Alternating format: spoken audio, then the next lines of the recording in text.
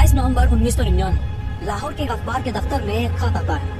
यहाँ किसी को भी कोई अंदाजा नहीं था कि ये खत अपने अंदर एक भयानक राज छुपाए हुए है। जी हाँ, उस खत में था एक खौफनाक कन्फेशन और उसके साथ थे 100 मासूम बच्चों के फोटोज। उस लेटर में एक एक विक्टिम का नाम, पता और किस जरिए से उसका कत्ल किया गया, कैसे और कितनी बार उनके साथ दुष्कर्म किया गया, कितना टाइम एसी को लगा उनकी बॉडी डिसॉल्व करने में, सब कुछ डिटेल में लिखा हुआ था। तो आखिर कौन था ये दरिंदा जिसने 100 मासूम बच्चों के साथ ज्यादती कर उनका बड़ी बेरहमी के साथ कत्ल किया था और जिसके लिए फैसला सुनाते हुए जज ने कहा था कि इसे सबके सामने मीनार पाकिस्तान पर सूली को लटकाया जाएगा और उसकी बॉडी के 100 टुकड़े किए जाएंगे और बारी बारी से उसे एसिड में डुबोया जाएगा। दिन था 22 नवंबर 1999। डेली चंद न्यूज़पेपर ऑफिस के बाहर एक पैकेज आता है जो कि जमील चिश्ती के हवाले कर दिया जाता है, जो कि उस वक्त के क्राइम रिपोर्टर थे। वो पैकेज खोलने पर चिश्ती साहब को कुछ बच्चों की तस्वीरें मिलती हैं और एक खत जिसमें लिखा हुआ था, आज मेरे 100 बच्चों का कत्ल करने का मकसद पूरा होता है। आपको साथ में बच्चों की तस्वीरें मिलेंगी। ये कौन है और कहां से है? मैं चाहता हूं कि आप अपने अखबार के जरिए दुनिया को बताओ कि मैंने क्या किया है। मैं अपनी 32 पेजों की डायरी भी आपको दे रहा हूँ। वो मेरे 100 कत्ल का मुकम्मल कन्फेशन है। आप मेरे मकान में जाओ, आपको सब सबूत मिल जाएंगे। जब आपको मालूम होगा कि मैंने क्या काम किया है तो पूरी दुनिया हिल जाएगी।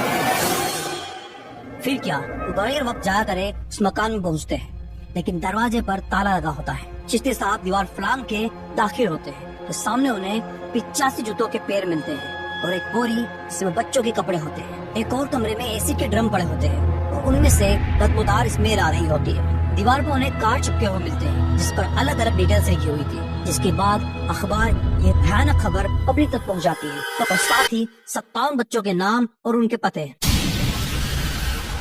इसके बाद उस मकान के बाहर माँ बापों का रश लग जाता है और वो सब लोग टूट जाते हैं और बहुत ही गुस्से में होते हैं और रोने और गिड़गिड़ाने लगते हैं। वो अपने मासूम बच्चों की पहचान उनके कपड़े और उनके जूतों से करते हैं। लेकिन यहाँ पर जावेद इकबाल नहीं होता है, वो भाग चुका होता है और फिर शुरू होता है पाकिस्तान का सबसे बड़ा हैवानियत से भरा एक क्राइम केस।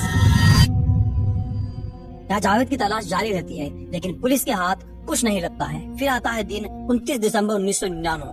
जावेद इकबाल टेलीजन अखबार के दफ्तर पर दस्तक देता है और अंदर दाखिल होते ही अपना सरेंडर पेश करता है। जावेद इकबाल अगले कुछ घंटों तक जर्नलिस्ट से बात करता है और उन्हें एक एक वाकये की डिटेल्स देता है। ये खौफनाक कन्फेशन सुनने के बाद दफ्तर में बैठे लोग दंग रह जाते हैं। जावेद को गिरफ्तार किया जाता है। आगे इंटरोगेशन करने पर जावेद ने पेचारगी का इजहार किया, लेकिन सिर्फ अपने लिए। उसका कहना था कि वो पुलिस सिस्टम की लापरवाही और नाइंसाफी का शिकार था। तो आखिर कौन था जावेद इकबाल और उसके साथ पुलिस ने ऐसा क्या जुल्म किया था कि उसने इतने बड़े क्राइम को अंजाम दिया? चले जानते हैं इस सन की दरिंदे के बारे में, लेकिन उससे पहले एक छोटी सी अपील। दोस्तों, हमें ऐसी वीडियोस बनाने में काफी टाइम और मेहनत लगती है और अगर आप चाहते हैं कि हम इस मेहनत भरे काम को जारी रखें तो उसके लिए हमें आपकी मदद चाहिए। आप हमारे वीडियो को लाइक कर और चैनल को सब्सक्राइब कर हमारी मदद कर सकते हैं। इसमें सिर्फ आपको 1 मिनट लगेगा, लेकिन इससे हमारी काफी ज्यादा मदद हो जाएगी। शुक्रिया। जावेद एक काफी अमीर और रईस परिवार का 6 नंबर का लड़का था। उसके 4 बहनें और 5 भाई थे। उसके माँ बाप के मुताबिक वो बहुत ही ज़हीन और चालाक लड़का था, लेकिन अपने भाई बहन के साथ मुसलसल कंपैरिजन के कारण उसमें सीवियर एग्रेशन पैदा होने लगा। वक्त के साथ ही वो अपनी फैमिली के लिए परेशानियां खड़ी करने लगा। वो सनकीपन और पागलपन का शिकार होने लगा। वो अक्सर रात में सबको जगाकर एक लाइन में खड़े होने को कहता था। जावेद के भाई के मुताबिक वो अपने मन की चीज लेकर ही रहता था और अगर उसके माँ बाप मना करे तो पूरे परिवार को परेशान करके रख देता था। इस्लामिया कॉलेज से पास आउट होने के बाद जावेद के बाप ने उसे एक लोहे का बिजनेस सेटअप करके दिया और वहाँ वो मोस्टली बच्चों को हायर किया करता था।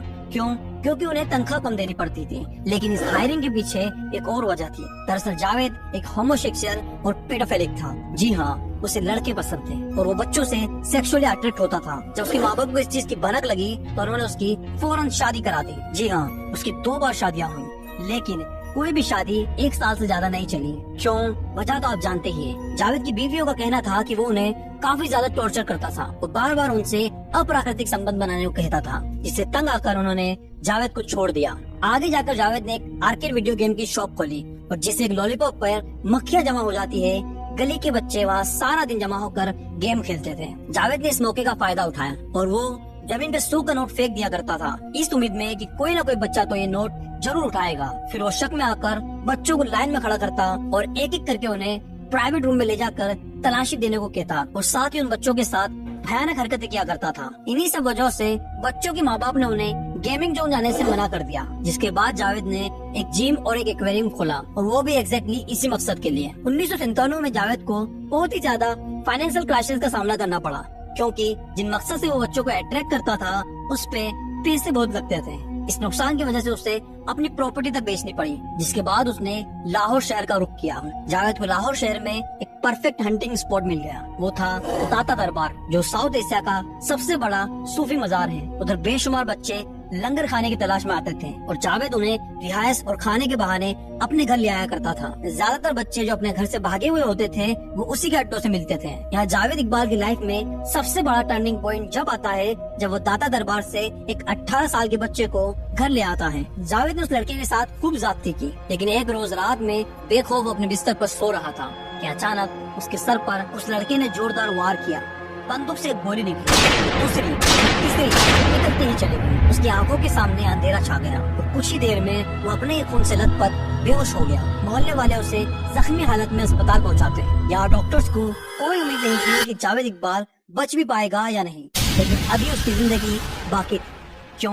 क्योंकि उसे अभी सैकड़ों जिंदगी का खात्मा करना था। उसकी फैमिली में से कोई भी उसे देखने तक नहीं आता है, सिवाय उसकी माँ के। वो अस्पताल में 3 हफ्ते रहा। जब होश में आता तो अपना हाथ देखता, अपनी माँ को देखता और अंदर ही अंदर घुटता रहा। जब पुलिस इंक्वायरी हुई तो जावेद इकबाल पर रेप के चार्जेस लगे, जिसके बाद उसे सबके सामने 100 कोड़े मारने की सजा सुनाई गई। ये सदमा उसकी माँ पर काफी भारी पड़ा और वो कुछ ही अरसे में गुजर गई। अब जावेद के ऊपर वो कसम उठाता है कि जिस तरह मेरी माँ रोई है उसी तरह मैं 100 माँ को रुलाऊंगा। 100 कोड़ों के बदले 100 मासूम बच्चे। मई 1999 से जावेद अपने बदले का सिलसिला शुरू करता है और सिर्फ 147 दिन में पूरे शहर से 100 बच्चे गायब हो जाते हैं। सबसे पहले वो अपने कैमरे से बच्चों की तस्वीर लेता था, फिर वो उन्हें बाहर होटल पर अच्छा सा खाना खिलाता और उन्हें अपने घर पर ले आता। घर लाकर उनके साथ घिनौनी हरकतें करता और आखिर में उनके गले पर चेन बांधकर उन्हें मार देता। फिर उन बॉडीज को एसिड के ड्रम में डाल देता था और ऐसा उसने 1 या 2 बच्चों के साथ नहीं बल्कि पूरे 100 बच्चों के साथ किया। पुलिस को ये मुकम्मल कन्फेशन पेश करने के बाद उन विक्टिम्स की बॉडीज को आइडेंटिफाइड किया गया, जिसके बाद पूरे लाहौर में सिर्फ और सिर्फ माओ की रोने की आवाजें गूंजने लगी, सड़कें खाली रहने लगी और माँ बाप अपने बच्चों को स्कूल जाने से भी रोकने लगे। यहाँ 100 में से सिर्फ 57 बच्चों की तस्दीक हो सकी, क्योंकि ज्यादातर बॉडीज एसिड में पूरी तरह से डिजॉल्व हो चुकी थी। 18 फरवरी 2000 को जावेद इकबाल को कोर्ट में पेश किया जाता है और साथ ही उसके 3 साथियों को सजा सुनाई जाती है। साजिद, जिसको 686 साल की कैद सुनाई गई, और बाकी नदीम को 186 साल की, और साबिर जो कि सिर्फ 13 साल का था अपनी जिंदगी के अगले 22 साल जेल में काटने वाला था। जावेद का खुद को सरेंडर करना, जंग न्यूज के दफ्तर तशरीफ लाना और पुलिस को सबूत के साथ मुकम्मल कन्फेशन देने के बावजूद भी वो कोर्ट में अपने आप को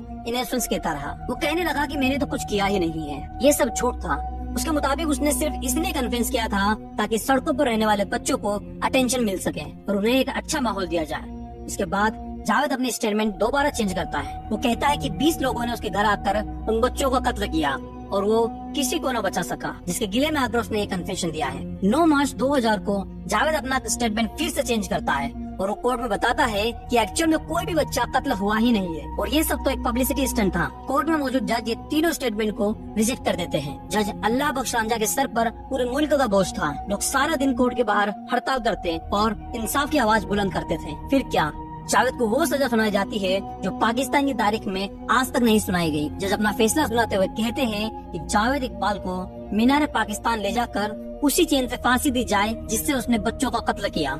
उसकी बॉडी के 100 टुकड़े किए जाएंगे और बारी बारी उन्हें एसिड में डुबोया जाएगा। जी हाँ, अब ये सजा का ऐलान सुनकर न सिर्फ पूरा मुल्क बल्कि फॉरेन एनजीओ भी अलर्ट हो गए। उस दौरान के इंटीरियर मिनिस्टर ने इस सजा की मजम्मत करते हुए कहा कि ये सजा ह्यूमन राइट्स की वायलेशन है और कुछ फॉरेन एनजीओ भी जावेद की सपोर्ट में आ पहुंची। यहाँ जावेद इकबाल के डिफेंस लॉयर को मौत की धमकी आने लगी और उन्हें इस्तीफा देना पड़ा। जावेद को जो सजा सुनाई गई थी वो अब कंफर्म हो चुकी। जज और बाकी आवाम अड़ गए थे कि जो सजा सुनाई गई है बिल्कुल वैसे ही उसकी मौत होगी, लेकिन क्या आगे ऐसा हुआ? नहीं।